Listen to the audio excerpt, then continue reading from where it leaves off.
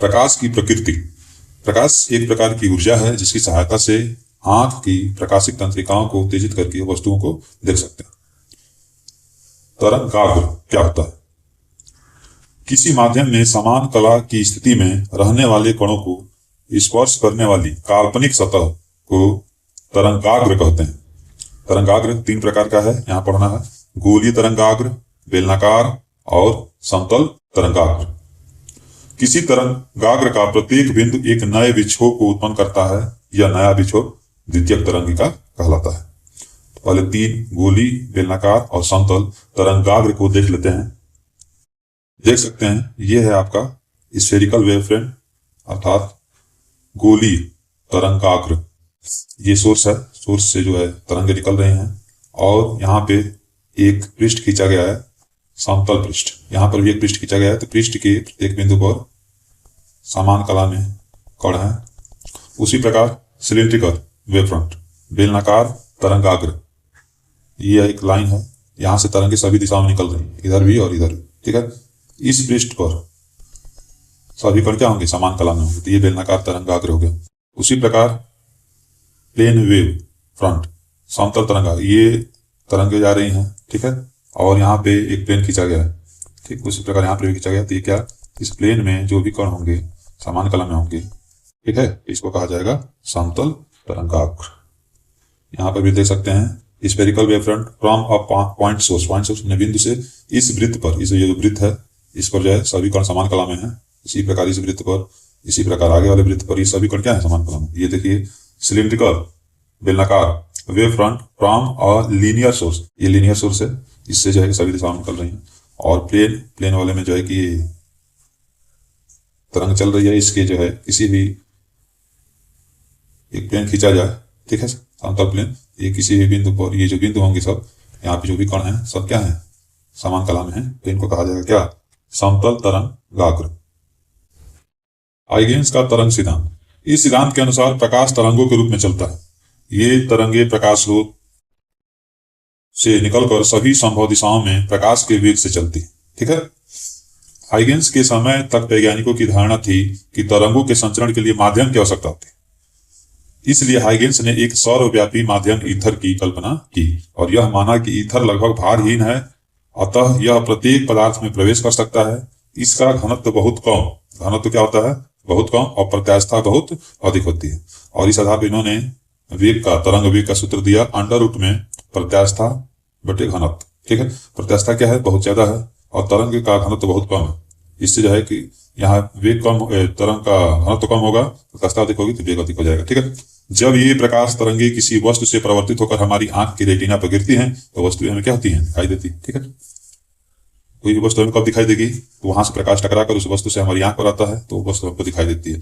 और अगला नियम इन्होंने क्या बताया? इस सिद्धांत के अनुसार अलग अलग रंगों की प्रकाश तरंगों की लंबाइयां अलग अलग होती, अलग अलग रंगों के प्रकाश तरंगों की जो लंबाइयां होती है वो क्या होती है? अलग अलग होती है, ठीक है।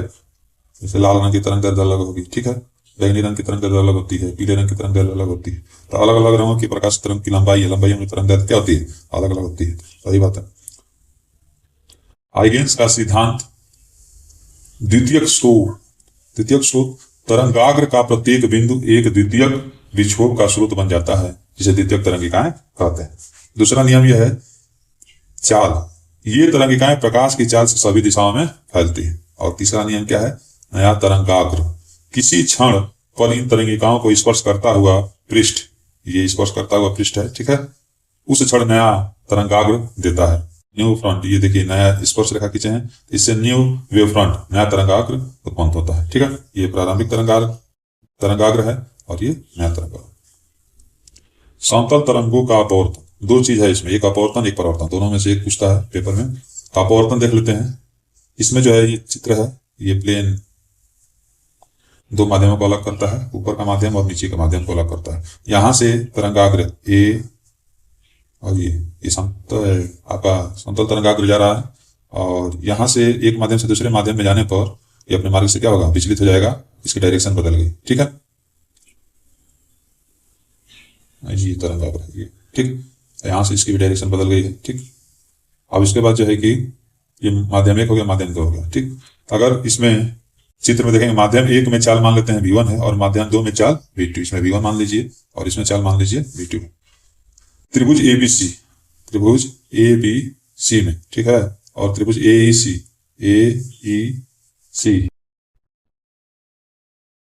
त्रिभुज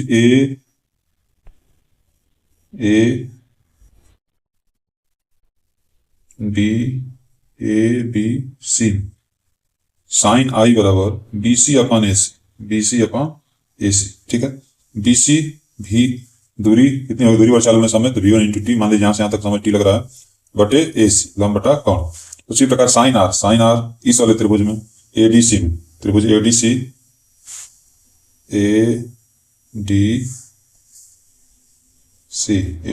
ठीक है, इसमें AD बटा AC, ठीक है, V2T बटा AC।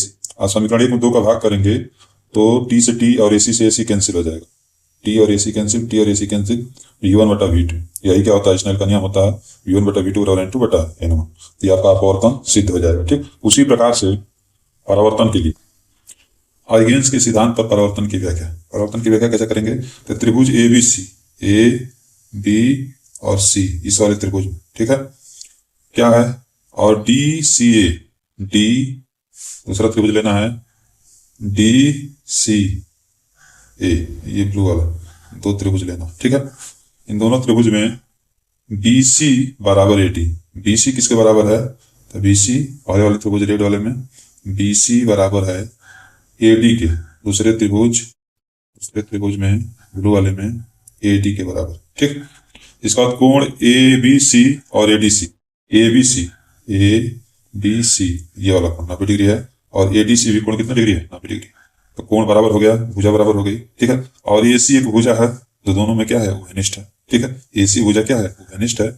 इस आधार पर ये दोनों त्रिभुज जो हैं क्या हो जाएंगे, सर्वांसम हो जाएंगे, और जिनकी सभी भुजाएं सभी कोण समान होंगे, इसलिए कोण I बराबर क्या हो जाएगा, कोण R। यही परावर्तन का द्वितीय नियम है, और परावर्तन का प्रथम नियम चित्र से स्पष्ट है, ठीक है।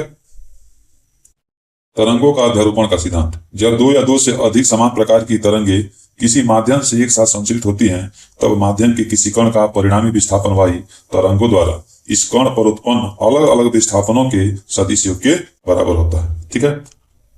देख सकते हैं इसमें तरंगों का अध्यारोपण का सिद्धांत, ये अलग अलग तरंगे हैं, ये मान लीजिए y1 है, ये y2 है, ये y3 है, y4 है, इन सबका जो परिणामी होगा y बराबर होगा y1 plus y2 plus y3 plus y4 dash dash y, ठीक। इसे ही तरंगों का अध्यारोपण का सिद्धांत कहते हैं।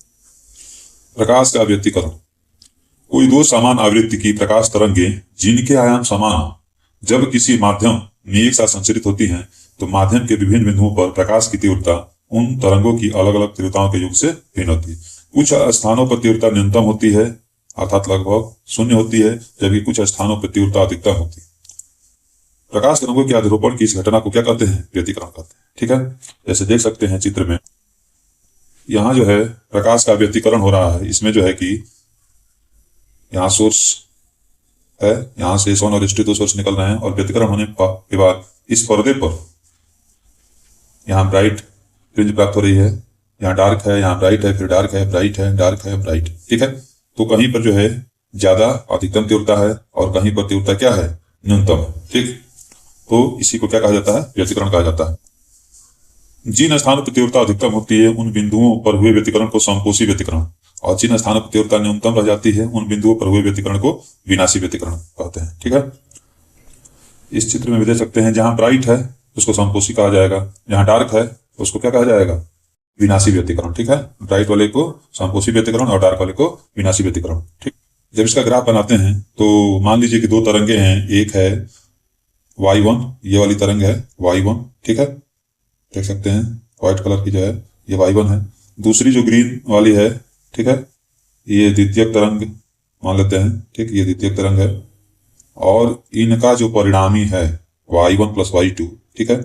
यहां पर देखिएंगे परिणामी जो येलो कलर से परिणाम, ठीक है, ये परिणाम, ठीक है, इन दोनों का परिणाम यहाँ पर ज्यादा हो रहा है, ये परिणाम, ठीक है। तो आयाम अधिकतम है, यहाँ पर आयाम क्या है, अधिकतम है, इस प्रकार के व्यतिकरण को बोला जाता है समकोशी व्यतिकरण, ठीक है। और जब परिणामी तरंग का आयाम 0 हो, जैसे नीचे वाले चित्र में देखेंगे इसमें, ठीक, ये मान लीजिए कि आप व्हाइट वाली प्रथम तरंग है, ये प्रथम तरंग है, ठीक है। और दूसरी ये मान लीजिए द्वितीयक तरंग है, ठीक है, ग्रीन वाली। इन दोनों का परिणामी, ये उतना जितना प्लस ऊपर की तरफ है उतना ही नीचे माइनस की तरफ है, तो परिणामी क्या होगा? परिणामी एक सीधी रेखा होगा, ऊपर और नीचे ये कैंसिल हो जाए, सीधी रेखा प्राप्त हो। इनका परिणामी क्या हो गया? शून्य हो गया, आयाम शून्य हो गया, ठीक है। ये परिणामी का आपका तरंग का चित्र है। इसको क्या बोलते हैं? विनाशी व्यतिकरण। क्या बोलेंगे? विनाशी। अगर परिणामी आयाम शून्य हो तो इसको विनाशी व्यतिकरण, और इसमें परिणामी आयाम अधिकतम है, इसको समपोषी व्यतिकरण कहें। व्यतिकरण में परिणामी तरंग का आयाम एवं तीव्रता। आयाम परिणामी क्या होता है? फार्मूला याद रखेंगे, ए कैपिटल ए बराबर अंडर रूट में a1 square plus a2 square plus 2a1 a2 cos phi. a1 प्रथम तरंग का आयाम है, a2 द्वितीय तरंग का आयाम, और फाई तरंगों के मध्य कालांतर। ये परिणामी तरंग का आयाम। अब इसमें विशेष कंडीशन क्या होती है कि यदि कालांतर फाई 2n पाई के रूप में है तो आयाम अधिकतम होगा। यहाँ m क्या है? 1 2 3 रखेंगे, ठीक है। और आयाम अधिकतम होगा, यानी कि कास फाई का मान अधिकतम, ठीक है। आकाश फाई का अधिकतम मान कितना होता है? 1 होता है। कास फाई का मान अधिकतम 1 होगा, तो यहाँ पे बन जाएगा a1 प्लस a2 का होल स्क्वायर, तो अंडर रूट से बाहर आ जाएगा होल स्क्वायर, तो a1 प्लस a2 ये मैक्सिमम हो जाएगा। अगर आयाम न्यूनतम है तो न्यूनतम होगा तो फाई का मान 2a माइनस 1 इंटू पाई के रूप में होगा, और ये कास फाई का न्यूनतम मान होता है -1, तो -1 रखेंगे तो a1 माइनस a2 का होल स्क्वायर हो जाएगा, और अंडर रूट से बाहर आएगा तो a1 माइनस a2 हो जाएगा, ठीक है। परिणामी तीव्रता I बराबर होता है i1 plus i2 plus 2 under root में i1 i2 कास फाई। जहां पे i1 क्या है? प्रथम प्रकाश तरंग की तीव्रता, i2 द्वितीय प्रकाश तरंग की तीव्रता, और I परिणामी तीव्रता, ठीक है। अब इसके बाद आता है अधिकतम तीव्रता समपोषी व्यतिकरण और न्यूनतम तीव्रता विनाशी व्यतिकरण का अनुपात I मैक्सिमम बटा I minimum a1 plus a2 का होल स्क्वायर बटे a1 माइनस a2 का होल स्क्वायर, या a1 प्लस a2 बटे a1 माइनस a2 का होल स्क्वायर। कला संबद्ध स्रोत, वे प्रकाश स्रोत जिनसे निकलने वाली तरंगों के बीच कालांतर स्थिर रहता, उन्हें कला संबद्ध स्रोत कहते हैं। व्यतिकरण हेतु प्रकाश स्रोत का कला संबंध होना आवश्यक होता है। अब इसका आता है यंग का व्यतिकरण संबंधित द्विकृत रेखा चित्र प्रयोग, ठीक है। इसके जो भी परिणाम है याद रखना है, पहले चित्र समझ लेते हैं। यंग का द्विक झिरी प्रयोग, ठीक है। थॉमस 1801 ने प्रकाश की तरंग प्रकृति सिद्ध की थी, ठीक। इसमें क्या है? S1 और ये जो S2 है, दो कला संबद्ध स्रोत हैं। स्मॉल डी इनके बीच की झिरियों के बीच की दूरी है, और कैपिटल डी ये झिरी और पर्दे के बीच, ये पर्दा है, ठीक है, ये वाला पर्दा है और ये झिरी है, इनके बीच की दूरी को क्या बोलेंगे? कैपिटल डी बोलेंगे, ठीक। H2P माइनस S1P, H2P और S1P का जो डिफरेंस आता है अथांतर, ये x स्मॉल डी बटे कैपिटल डी होता है, ठीक है। अब आगे जो है पहला MU द्वितीय फ्रिंज की दूरी x बराबर है m capital D lambda by small D. MU अद्वितीय फ्रिंज की दूरी x equal to 2m minus 1 capital D lambda बटे 2t। व्यतिकरण फ्रिंज की चौड़ाई, ठीक है, तो W बराबर होता है कैपिटल डी लैम्डा बटे स्मॉल डी। स्मॉल डी द्विक रेखा क्षेत्र यानी दोनों सीटों के बीच की दूरी, और कैपिटल डी रेखा क्षेत्र से पर्दे की दूरी। लैम्डा प्रयुक्त प्रकाश की तरफ है। कोणीय फ्रिंज चौड़ाई थीटा बराबर लैम्डा बटे डी।